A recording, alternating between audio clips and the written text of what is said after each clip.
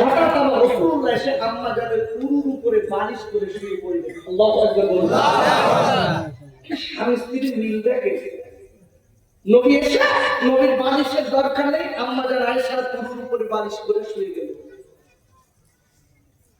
আব্বা জান আল্লাহ নবীর ছোট বিবি আমাদের ছোট আম্মি জান আয়েশা সিদ্দিকা রাদিয়াল্লাহু তাআলা এইবার আমার নবীর গায়ে হাত বুলিয়ে দিতে, মাথায় হাত বুলিয়ে মাথা বানিয়ে দিতে, মাথা চুলগুলো টেনে দিতে, এক কথায় মাথা মেসেজ করে দিতে, আর নবীর মাথায় হাত দিয়ে আদর করতে।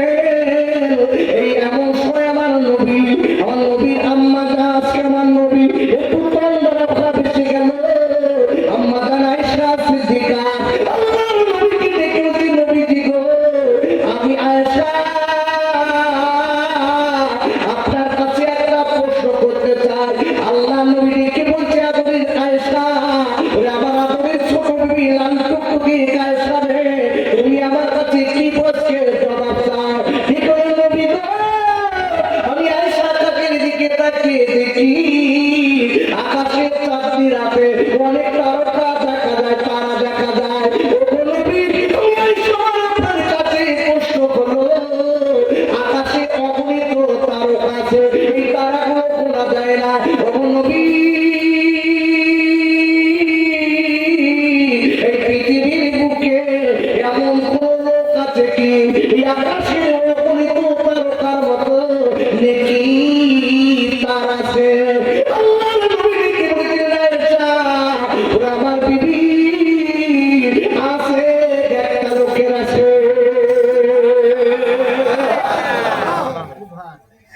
আমার নবী বলছে, আয়েশা কেন না, একটা লোকের আছে, একজনের আছে। স্বামী স্ত্রীর কি মিল দেখেন। আম্মা জান আয়েশা নবীর কাছে জিজ্ঞাসা করছে কি প্রশ্ন, আর আমার বলবো স্বামী স্ত্রী এক জায়গায় হলে কি প্রশ্ন করে। স্বামীর মুখের দিক তাকিয়ে বলতে এটা একটা প্রশ্ন করবো, বলতে কর কি প্রশ্ন, বলতে মৃদুনির ভান্ডার কি বলবে।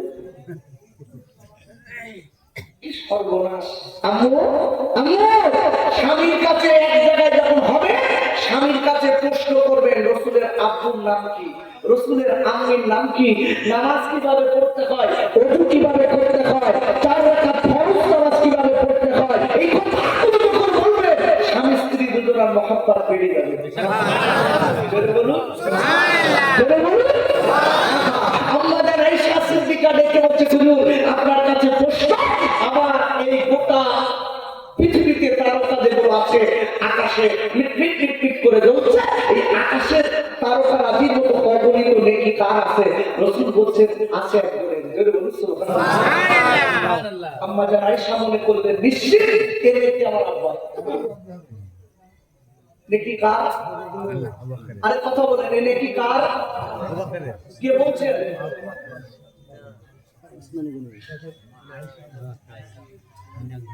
কে বলছেন? আপনারা কি আমার কথা বুঝতে পারছেন? হ্যাঁ না বলবেন। আমাদের আয়েশা সিদ্দিকা নিজে নিজে ভাবছেন নিশ্চিত এনে কি আমার আপনার হবে, এটা ভাবছেন। তবু নবীকে জিজ্ঞাসা করতে, হুজুর আপনার কাছে একটু প্রশ্ন, ওই নেকিটা কার আছে একটুখানি বলবেন? আমার নবী আল্লাহ নবীকে বলেছিলেন, ওরে আমার কাদরের বিবি আয়েশা এই নেকিটা কার আছে জানো? এটা থেকে তোমার শকিল বুবুর আব্বা তিনি হলেন হাফসার বাপ, তার নাম হলো হযরত ওমর ফারুক। আয়েশা এটাকে বগরিত তারকার মতো নেকি হযরত ওমর ফারুকের আমলনামায় আছে। কার আছে বললেন? হযরত ওমর ফারুকের। ঠিক বলেছে। আম্মা জান আয়েশার মুখটা ছোট হয়ে গেছে। কিতাব থেকে একটা কথা বলি, ভালো করে বুঝবেন। কিতাবের ভিতরে যদি কোন স্বামী তার স্ত্রীর কাছ থেকে বেশি ভালোবাসা পেতে চায়, সে যেন শ্বশুর বাড়ির থেকে বাড়িয়েছে শ্বশুর শাশুড়ি সম্বন্ধে নাম ভালো করে। কথা বলে গেছে। মেয়েদের কিন্তু বাপের বাড়ির বদনাম দিবি, ওরা খেতে দেবে বাপ। সত্যি কথা বলে। যদি আপনি একটু খালি বাড়ি এসে একবার খালি মুখতে বলেন, ফাতেমা ফাতেমা ফাতেমা, তোমার আব্বার মতো, তোমার মায়ের মতো, তোমার ভাইদের মতো ফ্যামিলির লোক আমি জীবনে পাইনি, তোমার মতো বিয়ে করে ওই ফ্যামিলিতে যেই আমি ধন্য হয়ে গেছি। তোমার বাপ তোমার মা বিরাট ভালো। একটা বার বলে দেখবেন, পৌষ মাসের কনকনে শীত তাড়াতাড়ি পাখা নিয়ে হাওয়া দিচ্ছে, এবং পৌষ মাসের কনকনে শীত হাওয়া দিচ্ছিস মানে তুমি আমার আব্বা আমার ভালো বলেছ, আমি ভোট পাচ্ছি। আর বাস্তবিক বলছি, মেয়েদের বাপ মার ভালো বললে ওরা করে যে কেটে খেতে দেবে। আর একবার তুমি বাড়ি এসে বলেন, ফাতেমা ফাতেমা ফাতেমা, তোমার বাপ মার থেকে শয়তান আর পৃথিবীতে দুটো নেই। রসগোল্লা দাদাদার গালে জলে বলে দেবে, মুখ ঝাঁটারে বলতে এদিকায় তো স্বামীর সামনে উঠছি,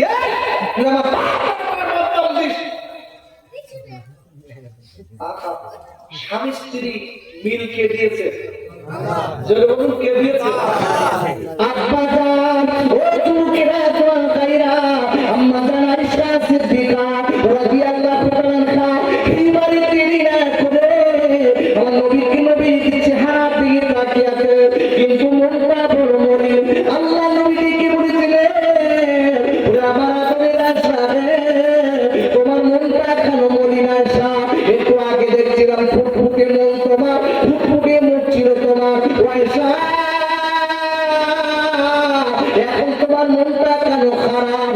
দেখে বলে আমার আব্বা আপনার জন্য জীবন দান করেছে, আমার আব্বা তোমার আব্বা নিজের দিকে খেয়াল করিনি, আপনার জন্য রক্ত ছড়িয়ে দিয়েছে, আপনার জন্য রক্তে দেওয়া লাউ বানিয়েছে নবীজি। আর আমার আব্বার কোনো নেকি নেই, সব আব্বাসকে আমার নেকিগুলো, সব নেকিগুলো হযরতে ওমরে ফারুকের, আমার আব্বার তখন কি কোনো নেকি নেই।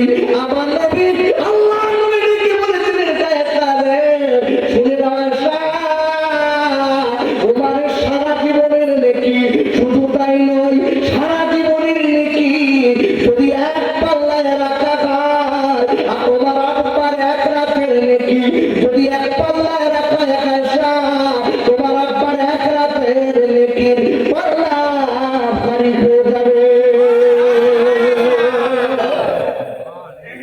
নারে তাকবীর, আল্লাহু, একটু জোরে বলুন নারে তাকবীর।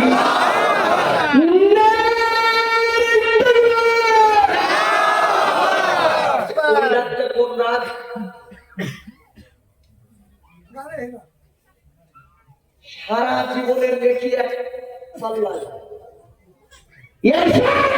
তোমার আমার এক রাতের নেকি এক পাল্লায়, সব নেকি অপেক্ষা করে তোমার আব্বার এক রাতের নেকি পাল্লাটা ঝুঁকে যাবে। বলেন আল্লাহু আকবার। এই নেকিটা ছিল মহব্বতের নেকি, ভালোবাসা। যেদিন নবী মক্কা ছেড়ে মদিনায় যাচ্ছে, আবু বকর হুজুর তার আগের থেকে সংবাদ পেয়ে গুছিয়ে রাতের পর রাত ঘুমায়নি, দাঁড়িয়েছিল নবীর অপেক্ষায়। ভালোবাসা একটু যদি বলা যাবে না?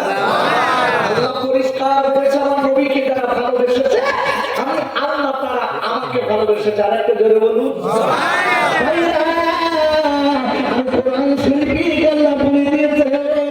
নবীকে যারা ভালোবেসেছে, আমি আল্লাহ তারা আমাকে ভালোবেসেছে, আর আমি আল্লাহ তারা আমার ভালোবাসো। আমি আল্লাহ তাদের আমার জিন্দেগির গুনাহ মাফ করে দিলাম।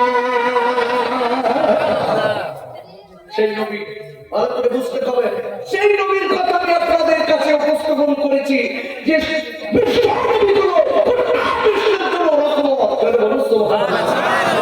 সেই নবীকে আমরা চিনতে পারিনি। দেখুন, যারা নবীকে চিনেছে আল্লাহর কসম, তাদের লাশটা কবরের ডাকটা ছিল। বলুন বুঝতে হবে, নবীকে চিনেছে পশুরা। কোন নবী? দয়া নবী, মায়া নবী, যে নবী ছিল রহমতের নবী। জোরে বলুন।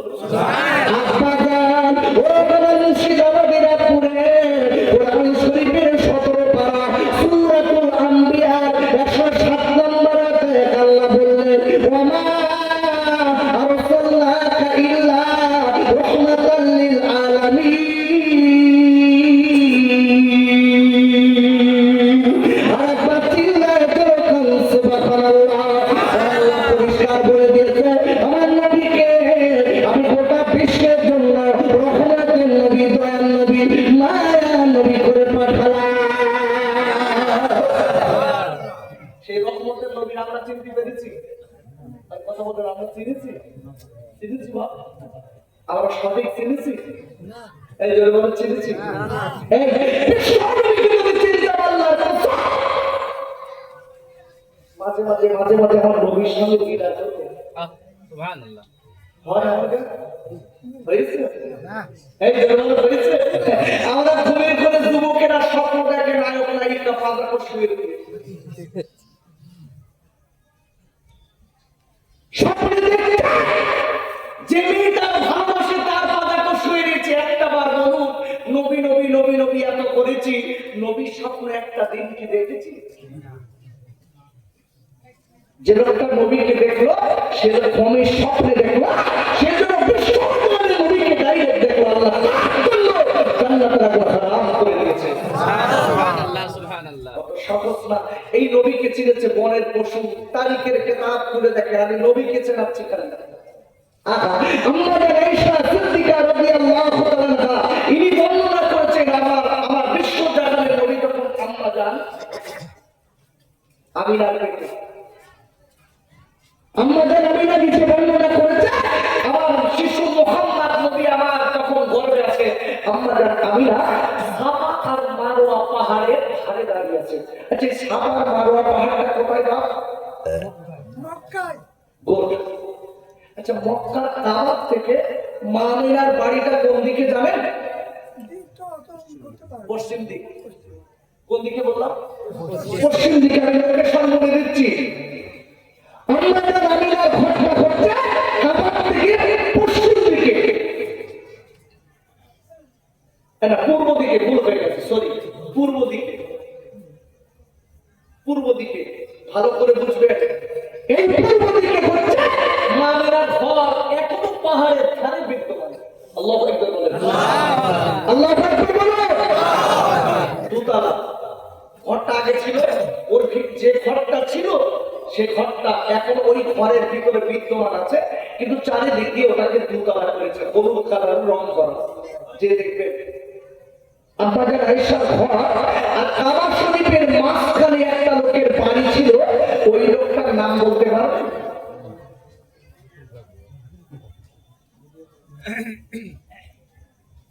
পারবেন বলতে কেউ? হ্যাঁ বলতে পারবে না তো? ওই লোকটা হলো নবীর চাচা আবু জেহেল। আচ্ছা আবু জেহেল নবীর চাচা তো? আরে কথা হ্যাঁ না বলতে নিজের তো?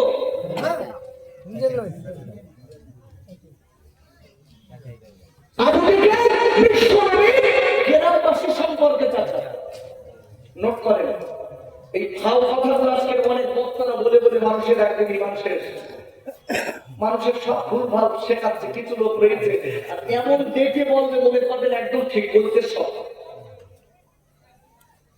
আবু জেহেল হচ্ছে বিশ্বনবী গ্রামবাসী সম্পর্কে চাচা।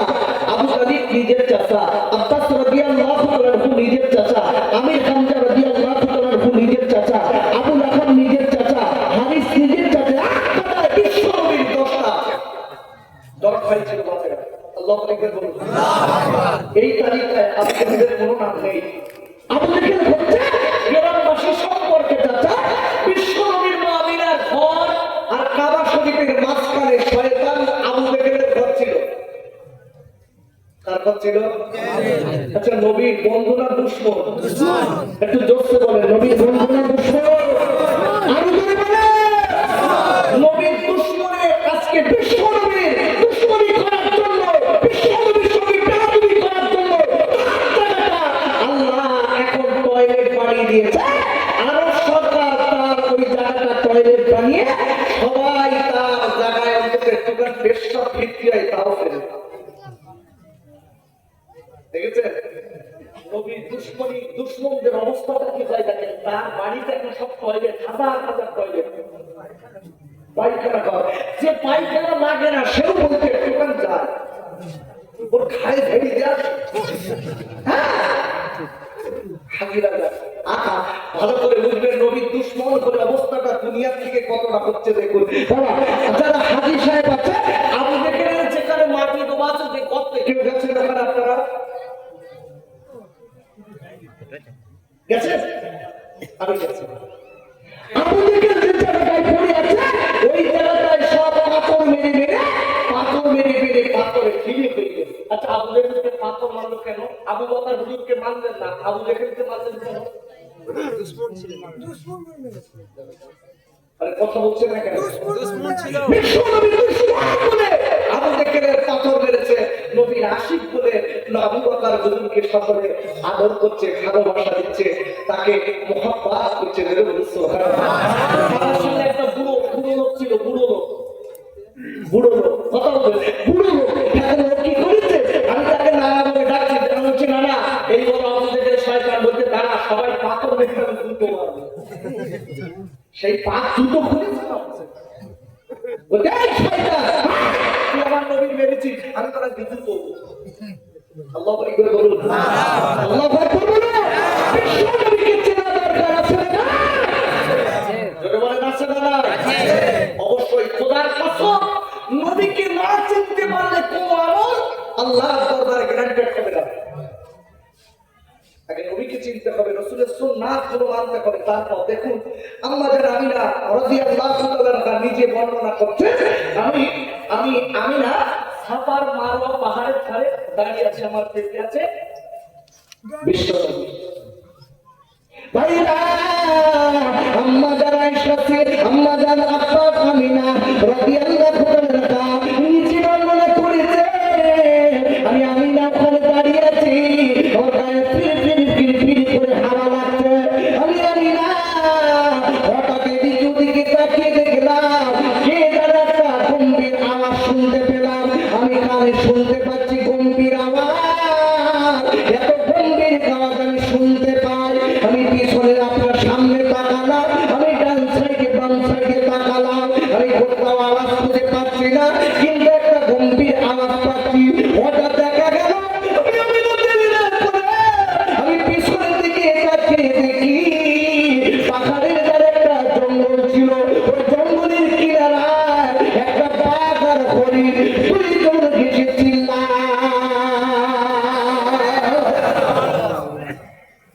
আমিনা দেখছেন বাঘ আর হরিণ এসে একদম জঙ্গলের কিনারায় দুজন একই জায়গায় দাঁড়িয়ে চিল্লাচ্ছে। আমিনার দিকে তাকে একটু জোরে বলা যাবে না? একটু জোরে বলতে পারলেন না? আপু আপু বাঘ আর হরিণ দুজনা জামাইয়া শ্বশুর খুব পীড়িত না? বাঘ হরিণের দেখলে কি বাঘ কি হরিণ পায়? হরিণ বাঘের মুখে চুমো খায়। বাঘ আর হরিণ যদি হরিণ যদি বাঘের দেখে ওই এলাকা ছেড়ে পালায়, আর হরিণ যদি বাঘের দেখে পালায়, আর বাঘ যদি হরিণকে দেখে হরিণ খাওয়ার জন্য দৌড়াতে লাগে। আমাদের কামিনা দেখছে বাঘ আর হরিণ দুজন একই জায়গায় দাঁড়িয়ে দিয়েছে।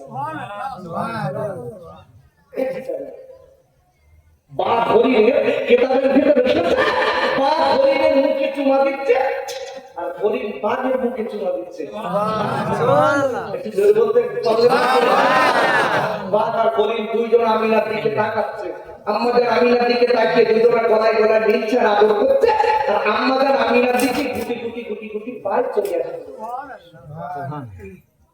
আমাদের আমিনা রাদিয়াল্লাহু তাআলা এই রাতে না করে আব্বা কি করলেন চিন্তা করিয়েছে। এই আমার পেটে আছে বিশ্বনবী, আমার পেটে আছে বিশ্বনবী, জগৎটা সব নবীদের নেতা। বাঘ আর হরিণ দুইজন আমার দিকে ছুটে ছুটে আসে। বাঘ আর হরিণ মনে হয় আমার ক্ষতি করবে, আবার মনে মনে করছেন বাঘ জীবনে তো হরিণের বন্ধু না, তবে কেন ওই হরিণ বাঘের সঙ্গে চুমা দেয়, বাঘ হরিণের চুমা দেয়।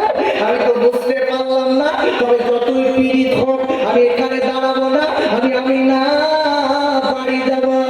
ওই ভাইরা আমরা জানি না রাদিয়াল্লাহু তাআলা এইবার গুটি গুটি পায়ে কাল থেকে চলে যাচ্ছে, মনে করছে আমি অন্যদিকে চলে যাই, ওরা দুজন আমার দিকে আসে।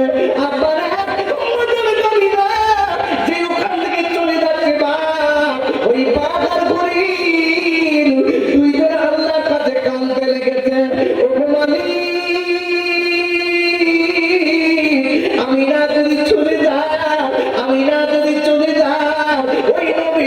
সারাদিন